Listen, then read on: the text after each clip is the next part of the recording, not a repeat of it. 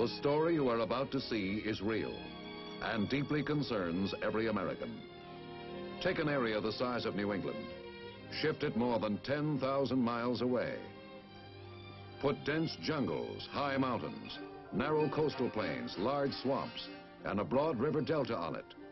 There you have the setting.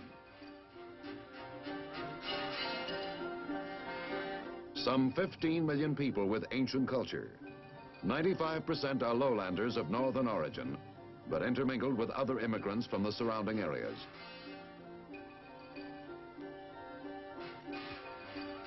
And the balance, highlanders of confused racial mixtures. There you have the cast. And the time is now. But what is America's part in this story? Perhaps we may find the answer in the ringing words of Franklin Delano Roosevelt. There is a mysterious cycle in human events. To some generation, much is given. Of other generations, much is expected. This generation of Americans has a rendezvous with destiny. And we have come to another rendezvous, this time in Vietnam.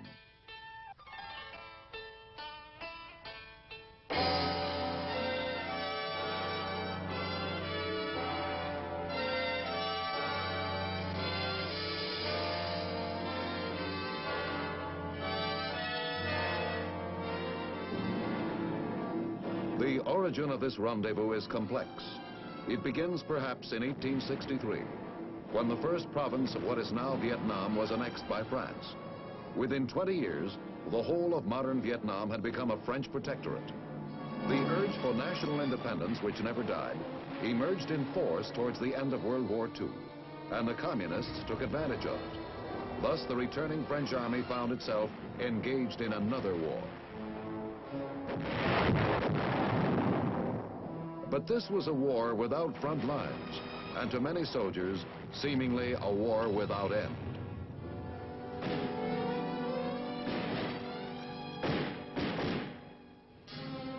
But on May 7th, 1954, with the fall of Dien Bien Phu, the so-called Indochina War did come to an end, a termination which left the new nation divided between a communist North and an anti-communist South.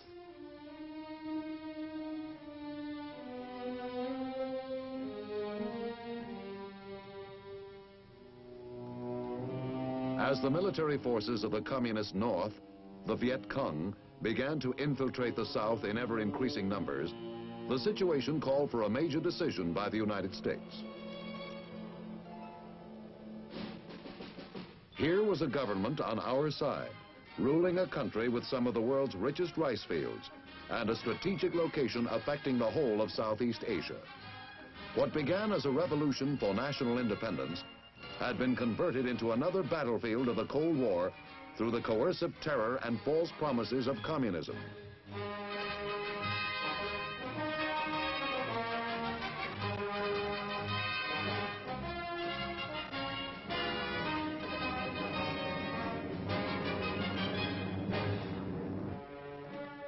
(1961) was the critical year, and our decision was that the anti-communist portion of Vietnam must get our full support.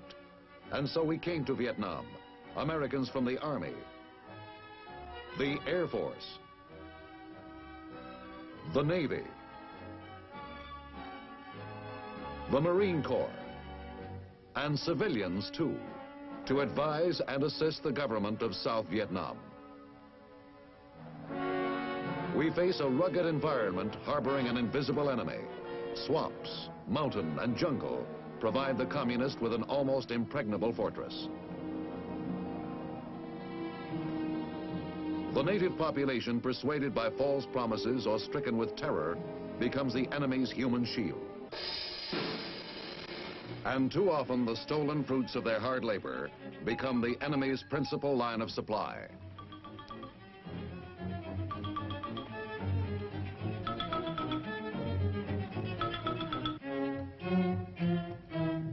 This is a war being fought in fragments, an attack here, an ambush there. Yet like a broken mirror, each fragment reflects the enemy's total plan. A war fought in the territory of our friends, the Vietnamese, with supplies and conscripts drawn from their own people to last as long as necessary to exhaust them from within. And then, when the time is right, a massive assault from without to furnish the coup de grace.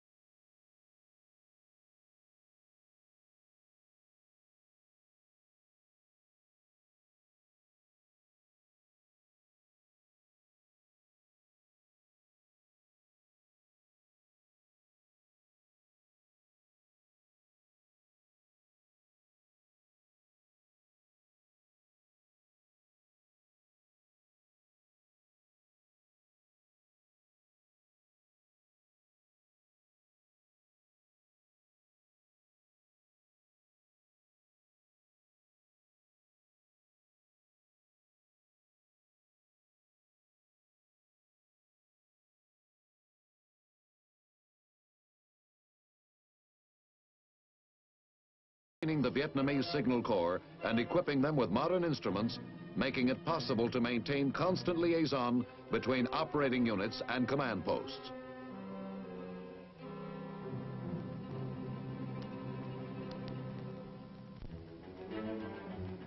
There are many here, Americans and Vietnamese, who believe that better communications are the key to the problem.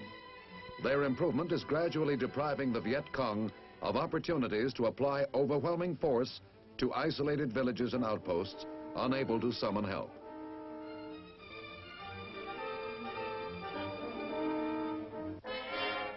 Half a dozen of these small hamlets make up a strategic village, each of which will soon be equipped with its own two-way radio facilities.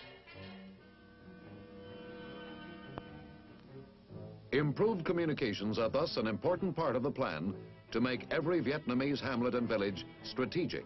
And by strategic, they mean capable of resisting armed attack.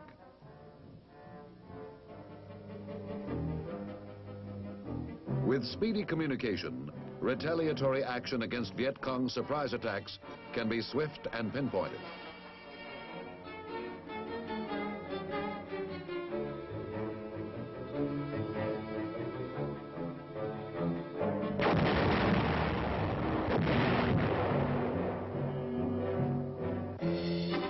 Tanks are at present of only limited usefulness in Vietnam, but their presence helps keep roads open and provides protection for convoys.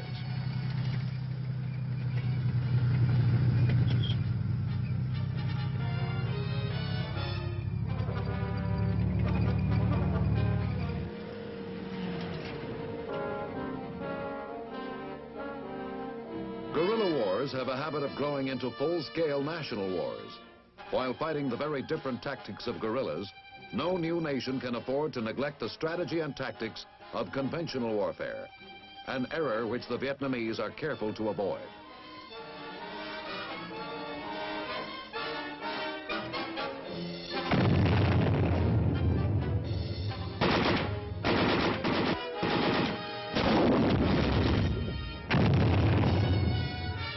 The moment conventional science and tactics are neglected, guerrillas with foreign-based communist sources of supply are quick to convert to full-scale modern warfare. To prevent this, the Vietnamese, with American advice and equipment, maintain a well-trained, well-equipped conventional force while dealing with the immediate problem of the elusive jungle-based guerrilla.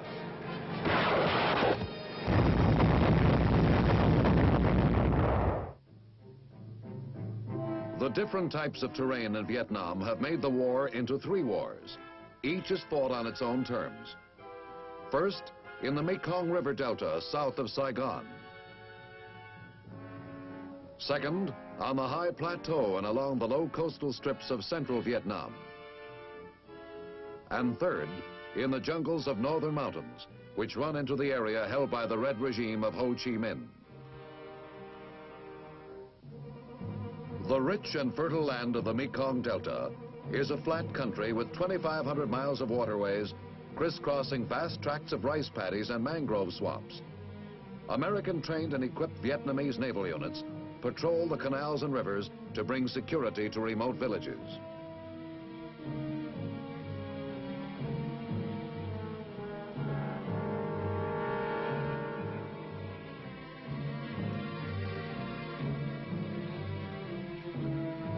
On broader waterways, larger and faster vessels are employed for such duty.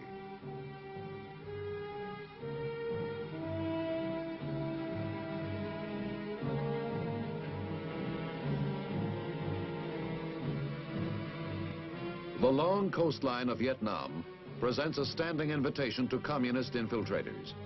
The seas of Southeast Asia are alive with junks, any one of which may be attempting to land communist agents or supplies.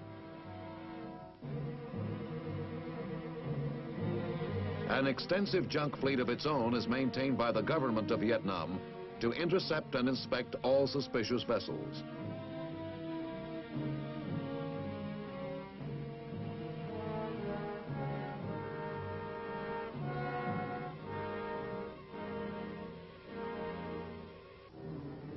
The Vietnamese Navy, though small, is also equipped with fast, modern naval vessels manned by well-trained crews.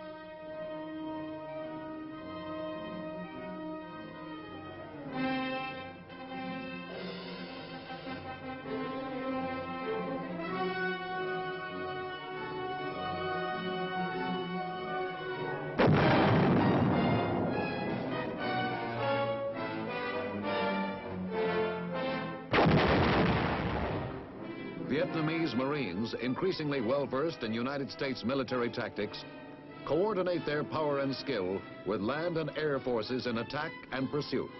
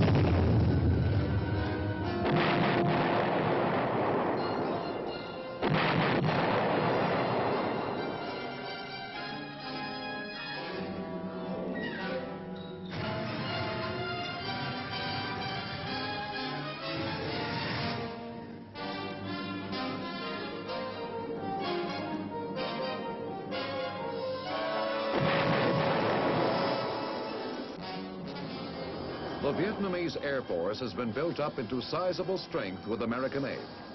Their fighters support ground actions and control the sky.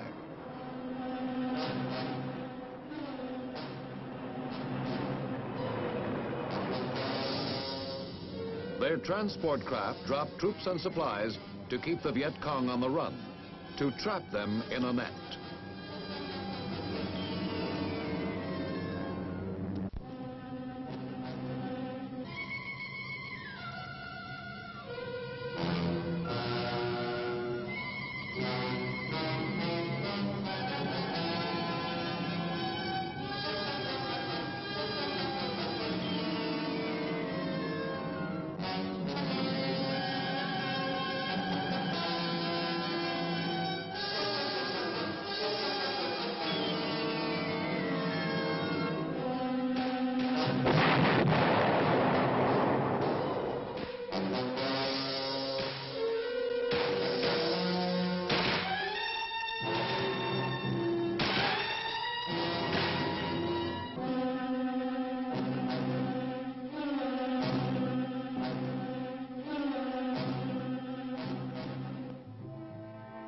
A new element of mobility has recently come into being. The increasing use of American transport helicopters has made the enemy reluctant to travel or attack in large numbers. With the elusive Viet Cong moving stealthily through the swamps from concealed bases, speed is of utter importance in tracking down the attackers. Helicopter operations depend for their success on close coordination between Vietnamese regular army personnel, local intelligence sources, and American pilots.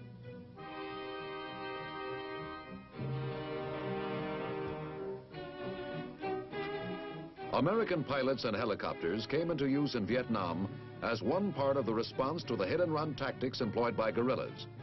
The Americans' mission is not a combat mission, but one of transporting officers and fighting men of the Vietnamese army to places of sudden emergency.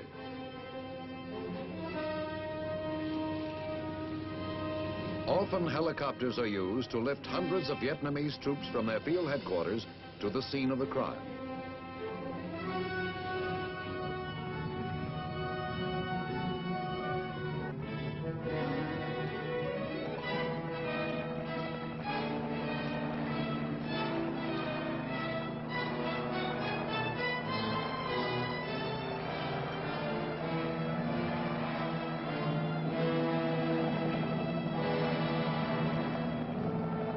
It is often a hazardous form of flying, but if remote villages are to be protected from guerrilla terrorists, it's a job which must be done.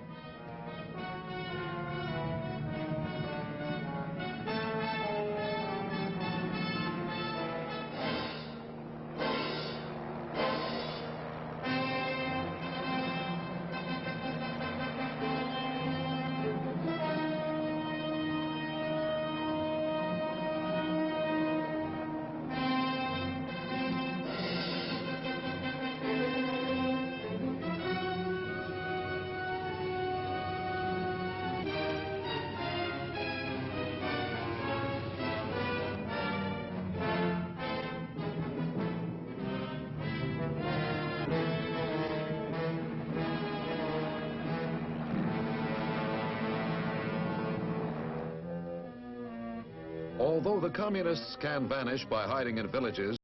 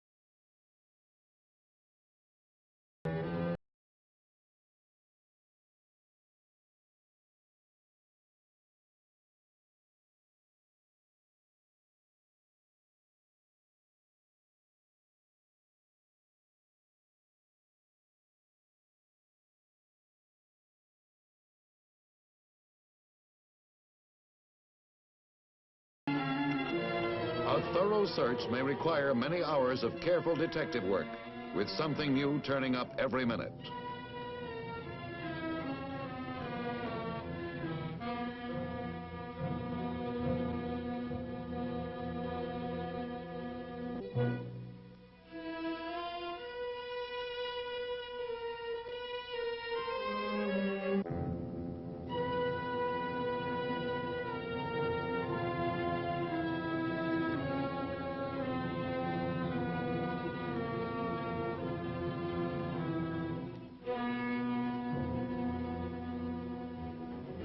Helicopters also deliver supplies to isolated defenders in their mountain redoubts.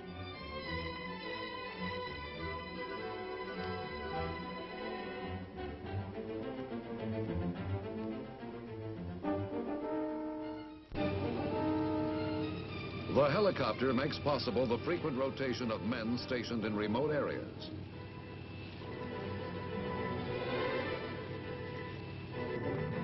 And for men in lonely outposts, baskets of chickens, ducks, and pigs dropped from heaven make all the difference between bare existence and a reasonable life. A most important function of helicopters and other aircraft is not only transport, but reconnaissance. For Viet Cong positions throughout the country must be continuously sought out and destroyed. In such probing operations, the casualties suffered by the Vietnamese have averaged only a fraction of those inflicted upon the enemy.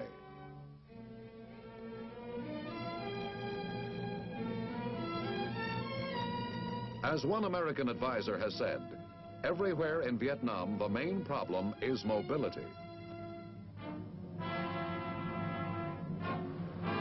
As the Vietnamese Civil Guard becomes increasingly well-trained, they are able to free the regular forces for action in the field by taking over many of the static defense jobs. They guard bridges, rivers, and roads, and generally keep order and security in rear areas. In central Vietnam, nearly 40,000 square miles of sharp slopes and rugged mountains are some 10,000 square miles of flat farmland. Of it, none is more important than the Central Highlands. The Communist General Giap has said, to seize and control the highlands is to solve the whole problem of South Vietnam. It is a region which has been the object of the furious and incessant communist attacks. Today, however, American help in planning Vietnamese counteroffensives and an intensive program of psychological warfare to win the peasants has begun to slow the communist momentum.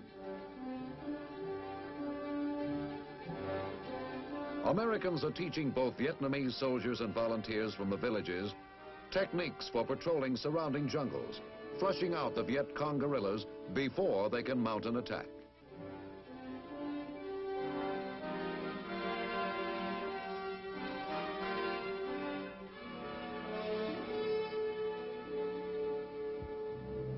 In the jungles of Vietnam, guerrillas do not depend entirely on smuggled or stolen weapons. Using local materials and primitive traps, they can make life extremely dangerous for the unwary traveler.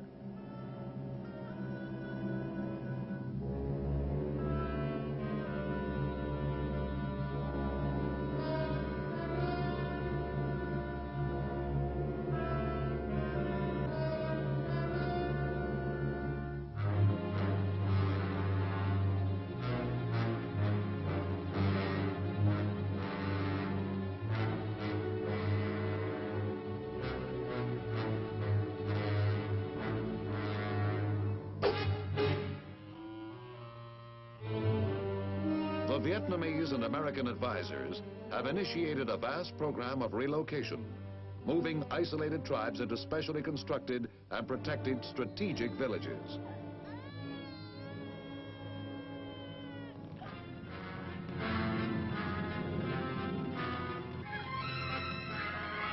The arguments are strong enough, for the defenseless fall easy prey to communist terrorism.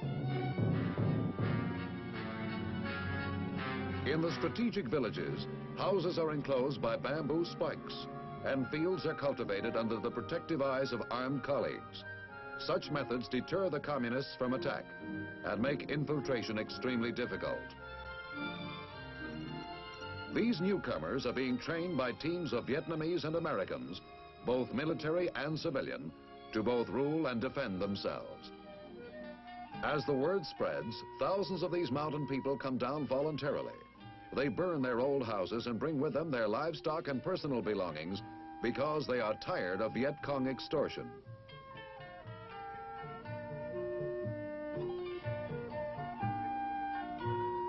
Today, even a number of Viet Cong guerrillas, originally dragooned from the peasantry, have deserted and returned after learning that their homes are now secure against guerrilla terrorism. But security alone is not enough. The people must also have something to live for, some expectation of a better life. So American advisors and the American-trained Vietnamese civic action teams are also involved in teaching such matters as hygiene and providing basic medical care.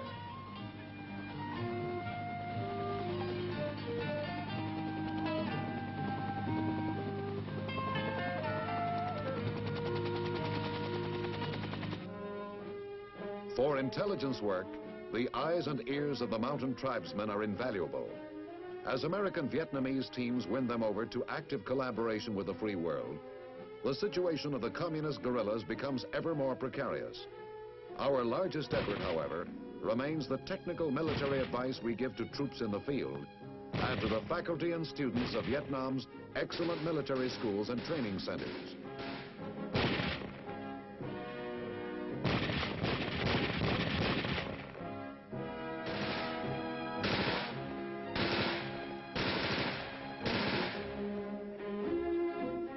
This is the Delot Academy for Officers. In its 4-year course, the cadets learn not only tactics, but also science, mathematics, and the humanities. The Nha Trang Naval Center, the fountainhead of the future Vietnamese Navy.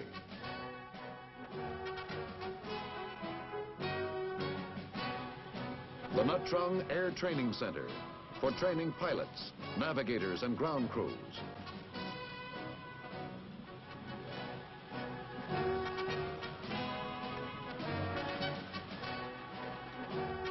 The High Command and General Staff College for senior officers.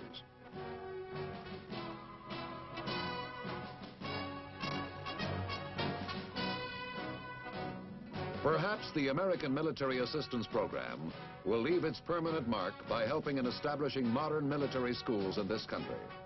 Through these schools, it would help the government weld a defense force capable of coupling security with welfare, of building a nation as well as defeating the enemy.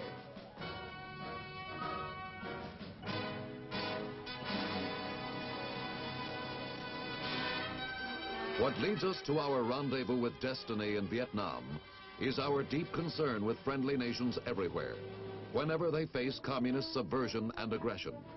As they continue their fight, we also help them to build, so that they will emerge out of their present struggle a strong and independent member of the free world.